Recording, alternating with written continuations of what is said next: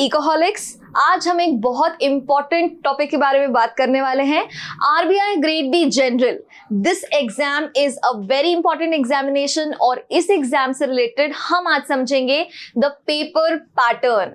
हमने previous video में इस एग्जाम से रिलेटेड सिलेबस तो समझ लिया था, लेकिन अभी हमें ये जानना बाकी है that what type of questions, how many questions are going to be there, कितने क्वेश्चंस करने हैं, कितना टाइम मिलेगा, कितने मार्क्स होंगे।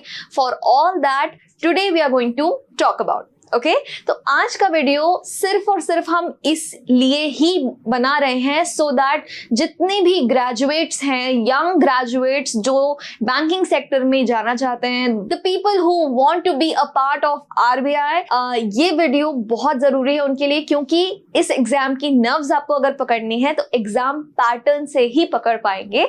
And let's begin with that. So सबसे पहले तो let's start with this flow chart.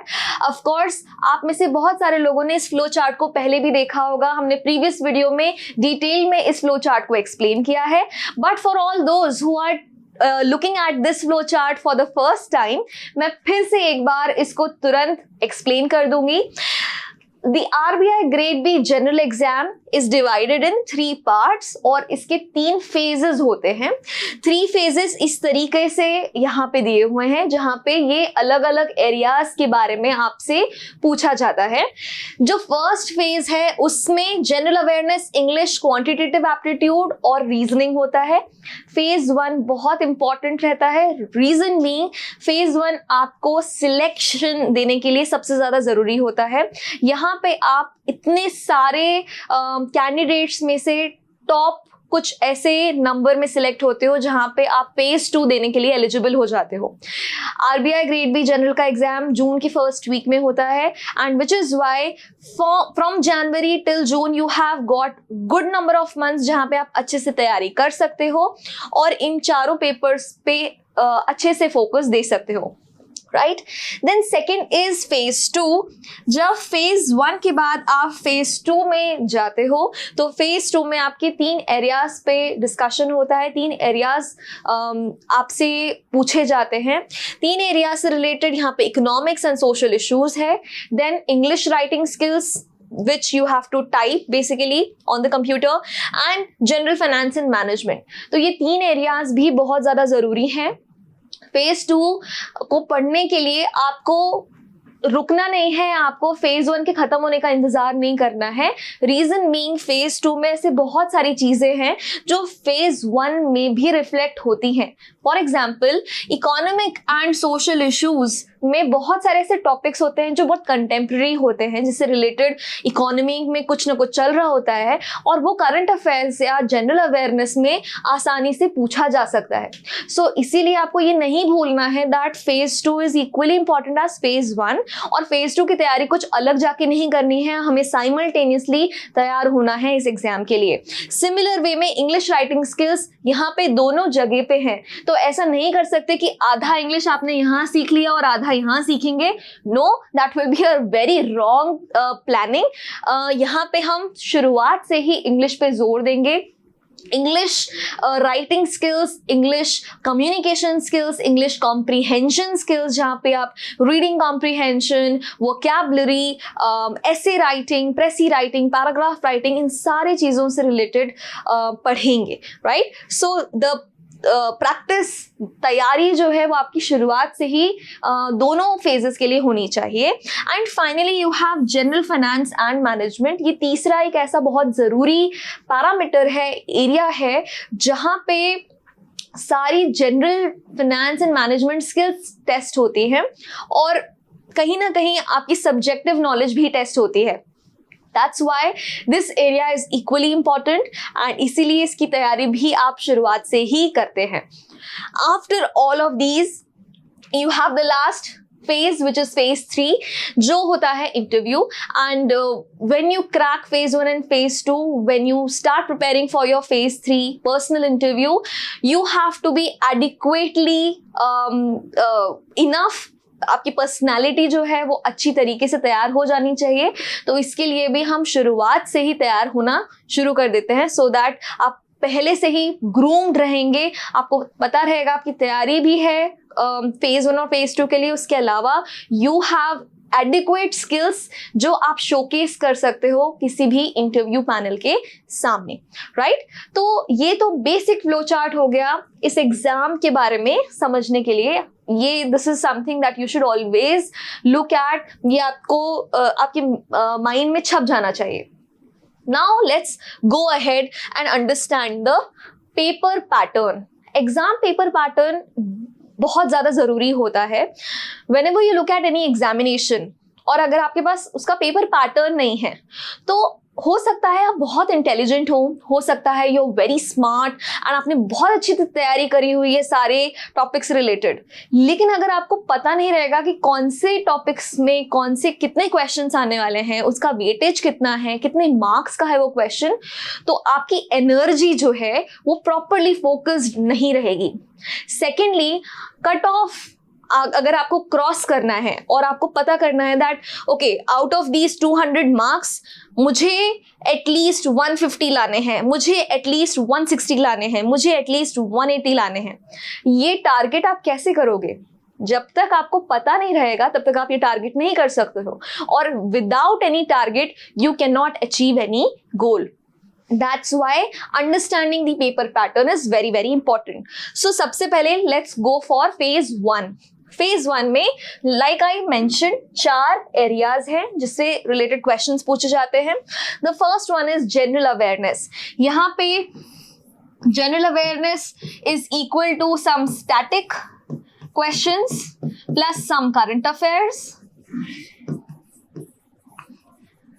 पिछले 3-4 सालों के पेपर्स में ऐसा देखा गया है that current affairs have a major weightage, economy, banking, finance sector के current affairs have a lot of weightage in this segment, okay? तो इसकी तैयारी आपको बहुत अच्छे से करनी है। इसकी तैयारी करने के लिए हमारे जो लाइव क्लासेस है उसमें शुरुआत से ही हम current affairs weekly and annually current affairs देते हैं स्टूडेंट्स को। उसके अलावा हम स्टूडेंट्स से बात भी करते हैं कि किस तरीके से करंट अफेयर्स को प्रिपेयर करना है, right? So that is regarding your general awareness.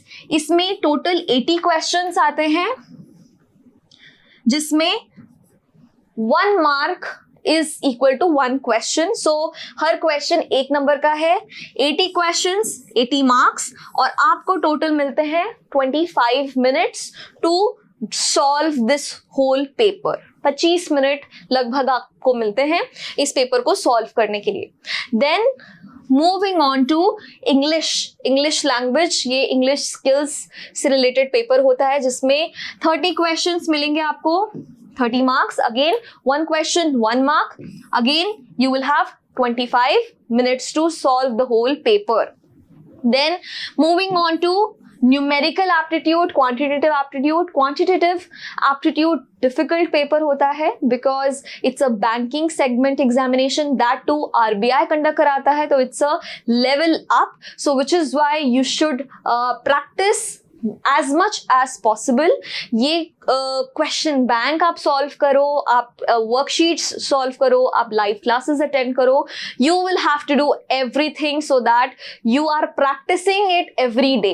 अगर आप रेगुलरली प्रैक्टिस नहीं करोगे तो कहीं ना कहीं कोई ना कोई पॉइंट मिस हो सकता है। So practice is the key both for numerical aptitude and reasoning, okay? यहाँ पे भी सेम सिचुएशन है। 30 क्वेश्चंस 30 मार्क्स, 1 क्वेश्चन पर 1 mark, okay? And again similar 25 minutes।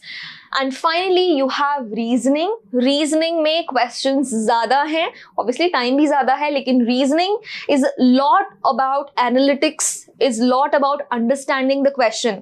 अगर आपका एक question आप समझ नहीं पा रहे हो तो उसी क्वेश्चन में आप अटक के रह जाओगे। रीजनिंग में ऐसा बहुत बार होता है, and which is why you must understand that यहाँ पे although we have 60 question 60 marks and 45 minutes for the reasoning part, लेकिन रीजनिंग में सबसे ज़्यादा माइंड बॉगलिंग आपका फोकस्ड रहता है, यहाँ पे बहुत ज़्यादा आपको प्रेशर फील होता है. So which is why for reasoning as well I recommend to practice questions every day.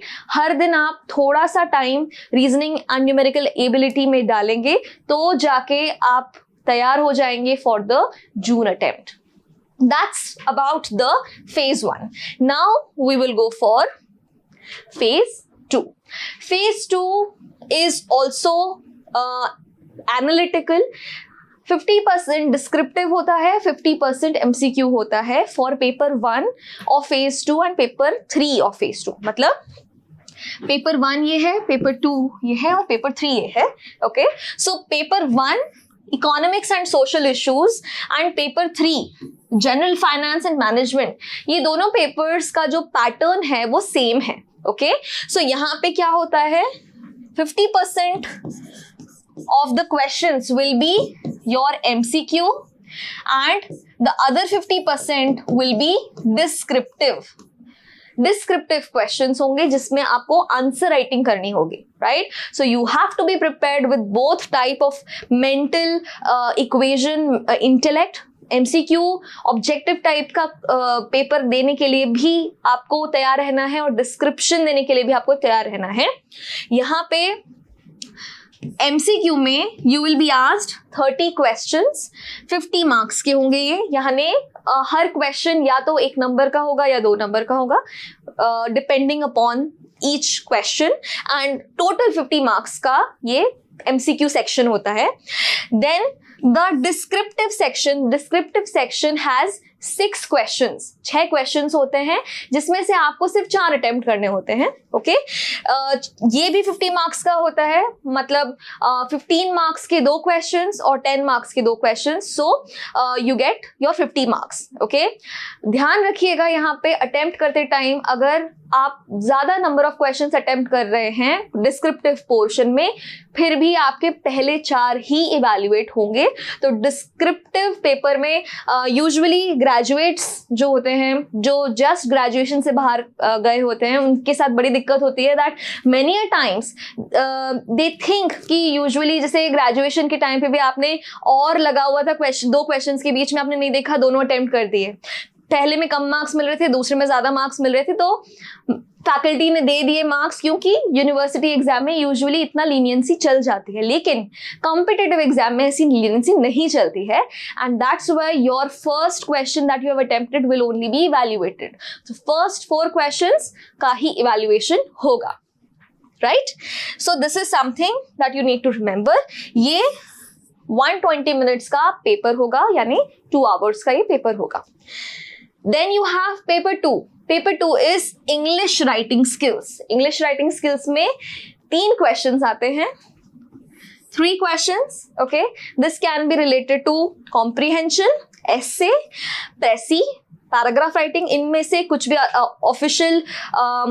official letter भी आ सकता है. Right? So you can get any of these 3 things. Comprehension and essay तो usually आता ही है. उसके अलावा तीसरा एक extra question जो भी हो सकता है. So you will have 3 questions here. आपको यहाँ पे 90 minutes मिलेंगे and this will be of 100 marks allotted, in proportion to whatever question has been asked. And then third, finance and management. इसका भी पेपर पैटर्न एग्जैक्टली सेम है that of paper 1. तो यहाँ पे भी आपको ये देखना है कि 2 घंटे में आपको कुछ MCQ बेस्ड क्वेश्चंस देने हैं, आंसर करने हैं, एंड कुछ आपको डिस्क्रिप्टिव क्वेश्चंस के आंसर देने हैं. So you have to prepare for both equally. Right, so that's your whole exam pattern for phase 1 and phase 2. phase 3 जो इंटरव्यू रहता है, इट्स ऑफ 75 मार्क्स, जिसमें अलग वेटेज, अलग पर्सनालिटी टेस्ट होता है. It will be based on your personality, on the type of answering that you do, आपकी communication skills पे होता है, and a lot of other things related to awareness, general understanding of finance and economics terms etcetera. Right. So ये पूरा जो exam है RBI grade B general, it makes you holistically eligible to work in RBI as an officer. Right. और अगर आप as an officer RBI में काम कर रहे हैं तो आप में ये सारे स्किल्स होने की ज़रूरत होती है, और इसीलिए ये एग्जाम पैटर्न बहुत ज़रूरी है समझना.